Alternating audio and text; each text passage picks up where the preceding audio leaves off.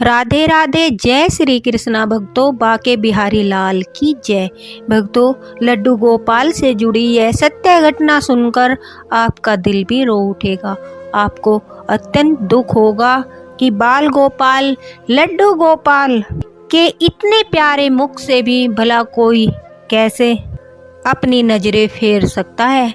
भला बाल गोपाल, लड्डू गोपाल को कौन चाहेगा कि उनके घर नहीं आए, लेकिन कलयुग में ऐसे लोग भी हैं जो चाहते हैं बाल गोपाल, लड्डू गोपाल का प्रवेश उनके घर में न हो। और वे बड़े ही दुर्भाग्यशाली लोग हैं जो बाल गोपाल, लड्डू गोपाल को अपने घर आने से रोकते हैं। यह नहीं सोचते कि यह उनका सौभाग्य है, स्वयं ठाकुर जी उनके घर सेवा लेने आए हैं। लेकिन मन, बुद्धि और अहंकार के आगे भला कोई क्या कर सकता है। आज की यह लीला कथा हमारे साथ शेयर की है झारखंड की रहने वाली एक काकी ने। काकी झारखंड में रहती है। उनके पति की मृत्यु हो चुकी है। उनका एक बेटा है जो लखनऊ में जॉब करता है। उनके बेटे ने कुछ दिन पहले ही एक ईसाई धर्म की लड़की से प्रेम विवाह कर लिया। काकी काफी दिनों तक अपने लड़के से नाराज रही।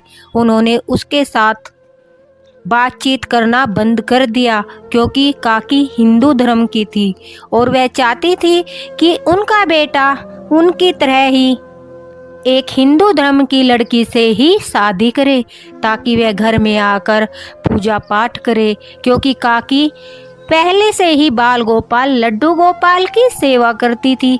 तो काकी चाहती थी जब उनकी बहू आए तो वह भी बाल गोपाल, लड्डू गोपाल की सेवा उनकी तरह ही करे।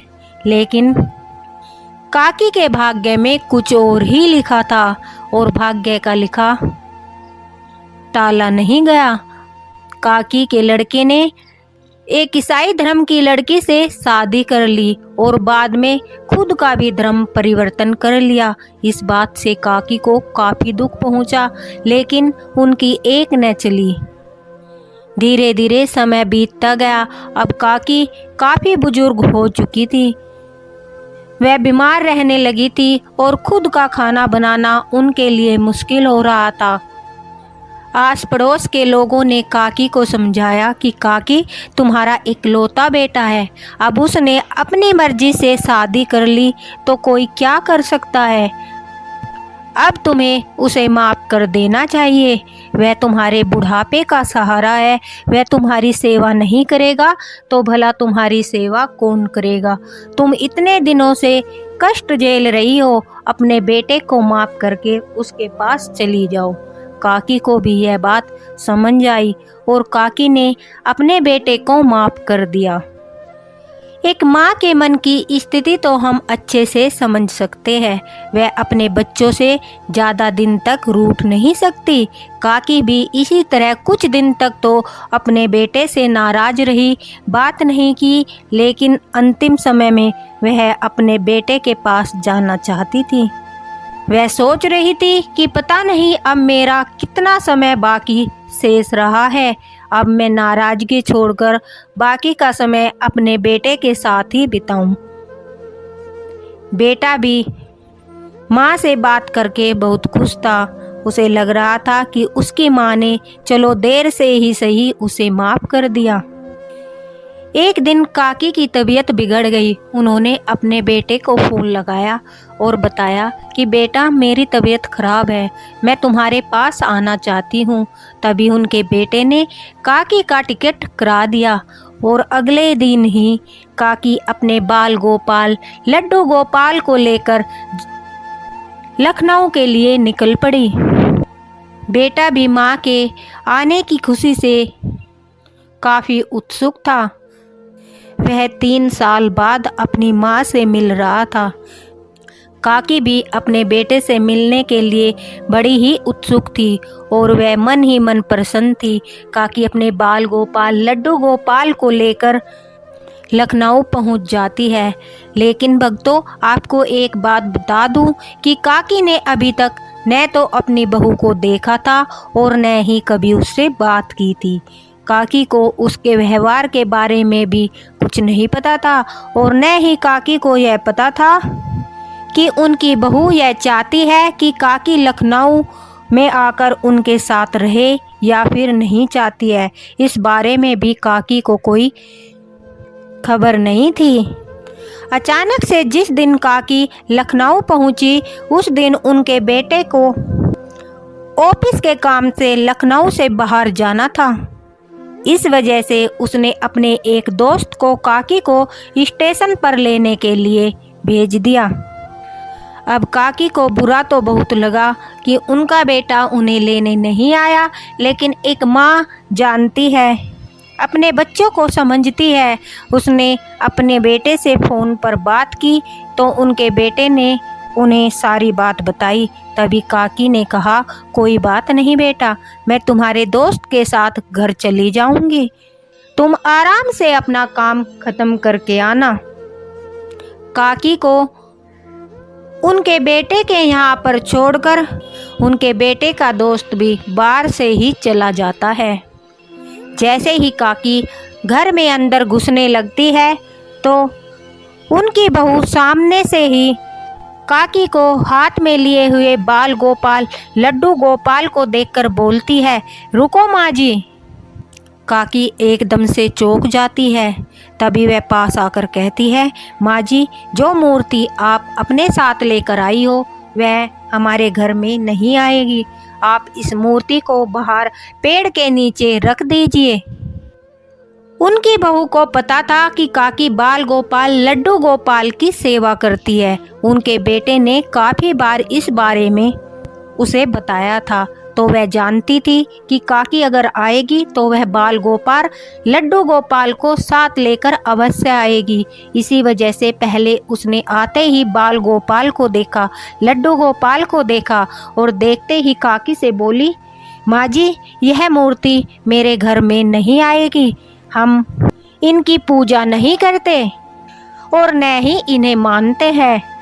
अगर आप इस घर में आना चाहती हो तो आपको भी हमारे धर्म के अनुसार ही चलना होगा। आपको इस मूर्ति को बाहर ही रखना होगा। यह सुनकर काकी एकदम से आश्चर्यचकित हो जाती है और कहती है, बेटा, यह मेरे बाल गोपाल है, यह मेरे लड्डू गोपाल है, मैं इनके बिना अंदर नहीं आ सकती। मैंने आज तक इन्हें कभी अकेला नहीं छोड़ा और फिर तुम तो इन्हें बाहर हमेशा के लिए रखने को कह रही हो। मैं ऐसा कदापि नहीं कर सकती।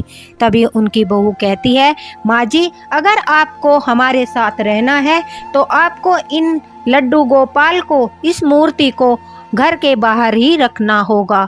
हमारे धर्म में इनकी कोई जगह नहीं है। आपको भी हमारे धर्म के अनुसार ही चलना होगा।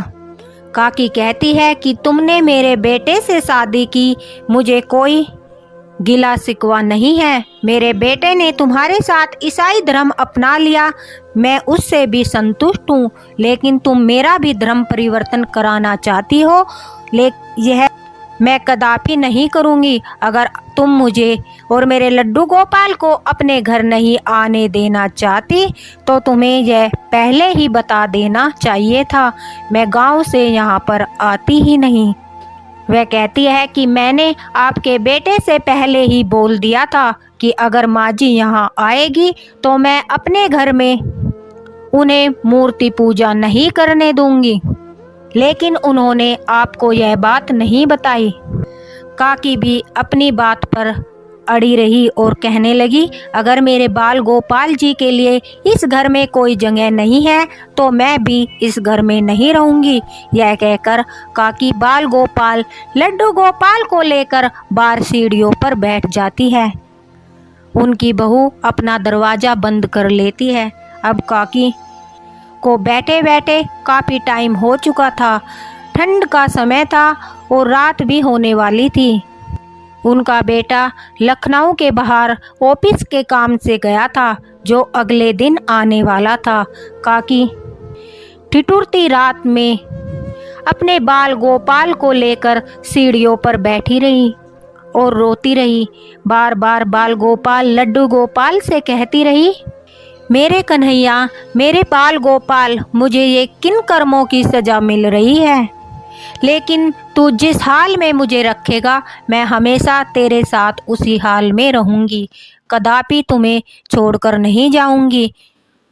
काकी बाल गोपाल लड्डू गोपाल को अपनी गोदी में लेकर रोए जा रही थी और कह रही थी, लल्ला, मेरे बाल गोपाल, मेरे लड्डू गोपाल, मैं तुम्हें इस समय कहाँ लेकर जाऊं? तुम्हें ठंड लग रही होगी, मुझे कुछ समझ नहीं आ रहा, मैं क्या करूं? काकी रोते रोते थक जाती है और थक कर उनकी कुछ देर के लिए आंख लग जाती है। तभी काकी कहती है कि मुझे एक आश्चर्यचकित करने वाला सपना आता है। मुझे दिखाई देता है जैसे बाल गोपाल लड्डू गोपाल मेरे समक्ष खड़े हैं, उनके सिर पर मोर पंख, इतनी सुंदर छवि, हाथों में बांसुरी लिए, मनमोहना रूप, बाल गोपाल लड्डू गोपाल मेरी तरफ मुस्कुरा रहे हैं और कह रहे हैं, मैया, ओ मैया, काहे परेशान होती हो? मुझे ठंड नहीं लग रही है, मैं तो तेरे आंचल में हूँ, मुझे भला क्यों ठंड लगेगी? मैया, ठंड तो तुझे लग रही है। ऐसा कहकर बाल गोपाल लड्डू गोपाल मेरे प्यारे से कन्हैया मुझे एक चादर दे रहे थे। यह देखते ही झटपटाकर मेरी आँख खुलती है तो मैं क्या देखती हूँ कि सचमुच मेरे बदन पर जो मैंने सपने में देखी वही चादर थी। मुझे समझ नहीं आ रहा था कि वह चादर कहाँ से आई और किसने मुझे उड़ाई। मैं तो बस इतना जानती हूँ कि मेरे बाल गोपाल लड्डू गोपाल ने ही यह चमत्कार किया है। शायद आप लोगों को मेरी इस बात पर विश्वास नहीं होगा, लेकिन मेरे साथ सचमुच यह लीला हुई है। जब मेरी आंखें खुली तो मेरे बदन पर सचमुच एक चादर थी, जिसे ओढ़ने के बाद मुझे बिल्कुल भी ठंड नहीं लग रही थी। पूरी रात बाहर घर के सर्दी में बैठे बैठे मैं अपने बाल गोपाल लड्डू गोपाल को निहार रही थी। तभी सुबह अचानक से गेट पर एक गाड़ी आकर रुकती है। उसमें से मेरा बेटा निकलता है। वह मुझे बाहर सीढ़ियों पर बैठा देख दौड़कर मेरे पास आता है और कहता है, माँ, तुम यहाँ पर इतनी ठंड में क्या कर रही हो? तभी मैं उसे सारी बात बताती हूँ। वह मेरा हाथ पकड़कर मुझे अंदर ले जाता है और बहू से कहता है कि तुमने मेरी माँ के साथ इतना बुरा व्यवहार किया, मैं तुम्हें कभी माफ़ नहीं करूँगा। मैंने तुम्हारी हर बात मानी, तुम्हारे कहने पर अपना धर्म छोड़कर तुम्हारा धर्म अपनाया, तो तुम मेरे लिए क्या मेरी माँ को नहीं अपना सकती? अगर तुम मेरी माँ को नहीं अपना सकती तो मैं भी आज से तुम्हारे साथ कोई संबंध नहीं रखूँगा। यह कहकर मेरा बेटा जोर जोर से चिल्लाने लगता है। यह बात सुनते ही बहू घबरा जाती है और कहती है, माँ जी, मुझे माफ़ कर दीजिए, आप जितने दिन यहाँ पर रहना चाहती हो रह सकती हो, मैं आपको आपके बाल गोपाल की पूजा करने के लिए भी नहीं रोकूंगी, लेकिन मैं इनकी सेवा नहीं करूँगी। काकी कहती है कि मुझे ऐसे व्यक्ति से अपने बाल गोपाल की सेवा भी नहीं करवानी थी जो उन पर विश्वास ही न रखता हो, उन पर श्रद्धा ही न रखता हो। इसलिए काकी ने पहले ही सोच लिया था कि जब भी उन्हें यह लगेगा कि अब उनकी सेवा करना काकी के वश में नहीं रहा, अब काकी उनकी सेवा नहीं कर सकती, उन्हें भोग नहीं लगा सकती, उन्हें स्नान नहीं करा सकती, तब उस परिस्थिति में काकी बाल गोपाल लड्डू गोपाल को अपनी बहन को सौंप देंगी, क्योंकि उनकी बहन भी बाल गोपाल लड्डू गोपाल को बहुत मानती है, उनसे बहुत प्रेम करती है। काकी कहती है कि जब तक मैं जिंदा हूँ तब तक मैं बाल गोपाल लड्डू गोपाल की सेवा करती रहूँगी और मेरे बाद मेरी बहन बाल गोपाल लड्डू गोपाल की सेवा करेगी। देखा भक्तों, दुनिया में कैसे लोग हैं जो बाल गोपाल लड्डू गोपाल की सेवा नहीं करना चाहते, यहाँ तक कि उन्हें अपने घर में नहीं आने देना चाहते। वहीं दूसरी ओर उसी घर में एक ऐसी भक्त है जो मरते दम तक बाल गोपाल लड्डू गोपाल की सेवा करना चाहती है, और बाल गोपाल लड्डू गोपाल भी उनका अपनी मैया की तरह ही पूरा ख्याल रखते हैं। यह तो कृष्ण कन्हैया ही जानते हैं कि वह चादर कहाँ से आई और काकी के बदन पर कैसे पहुंची, लेकिन काकी का कहना यही है कि वह उनके माधव, उनके बाल गोपाल लड्डू गोपाल ही उन्हें देकर गए। उनकी आस्था, उनकी भक्ति और उनके विश्वास को मैं प्रणाम करती हूँ, और बाल गोपाल की लीलाओं के सामने मैं शीश झुकाती हूँ। इसी के साथ बोलिए भक्तों, राधे राधे। और लड्डू गोपाल की प्यारी सी लीला कथाएं सुनने के लिए इसी तरह अपना साथ बनाए रखिए। बाल गोपाल लड्डू गोपाल कभी भी अपने भक्तों को कष्ट में नहीं देख सकते। उनकी लीला अपरंपार है। वह अपने भक्त के कष्ट को दूर करने के लिए कोई न कोई रास्ता अवश्य निकाल ही लेते हैं। राधे राधे।